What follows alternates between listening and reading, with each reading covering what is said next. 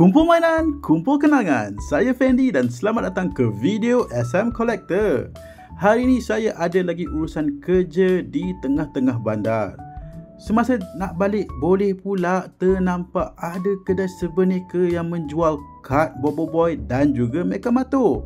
So, mari kita tengok ada tak kad yang best-best dekat kedai ni.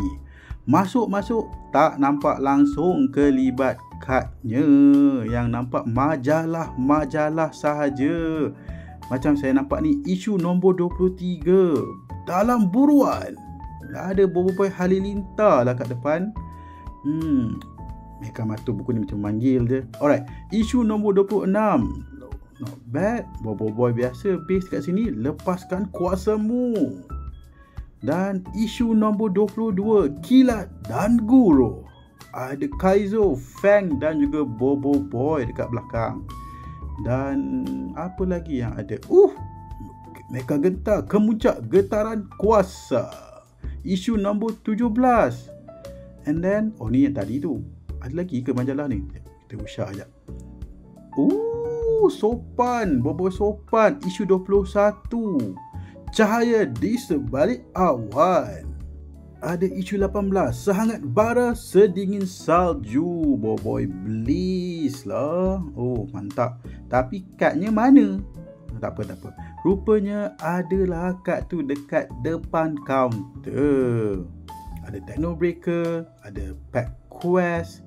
Tapi saya ni tertarik betul lah dengan Fang yang ada pakai cakra bayang dia tu. So kita ambil lah kad ni untuk kita unpack. So di depan saya adalah kad Pack Quest 2/9. Gambar Fang berjubah atau berzirah bayang dia. Dan untuk pengetahuan semua, Pack Quest adalah pack versi lama yang tak boleh digunakan untuk tournament ataupun bermain. Tagline seperti biasa, kumpul, main dan gabung. So, mari kita buka dan lihat kad apa yang kita dapat di dalam ni. Alright, macam biasa, ambil kad satu di depan dan letakkan di belakang. Dan alihkan juga kad cara permainan. So, kita adjust sedikit. Dan kad pertama kita untuk siri Pack Quest 2/9 ini adalah kad Papa Cendawa. HP 80, attack 100. Efek pula attack tambah 100 jika pernah menggunakan kad Mama Cendawa. So, kad kita yang seterusnya adalah Adudu. HP 120, attack pula 140. Sayangnya kad ini tiada efek lah guys. Kad kita yang ketiga adalah Tok Kasa. HP 100, attack 80. Sama juga, kad ini tiada efek. Kad kita yang seterusnya Bobo Boy Halilintar. HP 220, attack 260. Efek untuk kad ni adalah efek kad lawan tidak berkesan. Seterusnya adalah Puak Baja.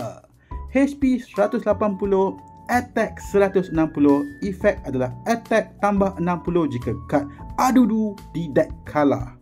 Dan kad kita yang terakhir adalah Fang. HP 300, attack 320. Efek pula HP tambah 60 jika kad binatang bayang ada di dalam deck. Memang mantap lah printing kad ni. Geram tengok. Memandangkan kad siri Quest ni adalah kad versi lama, perlulah kita letaknya di dalam kad sleeve untuk memastikan kualiti dan juga kondisi kad dalam keadaan terbaik selalu. Inilah kad yang telah kita dapat. So, sampai sini sajalah video kita untuk kali ini. Jumpa next time. Bye.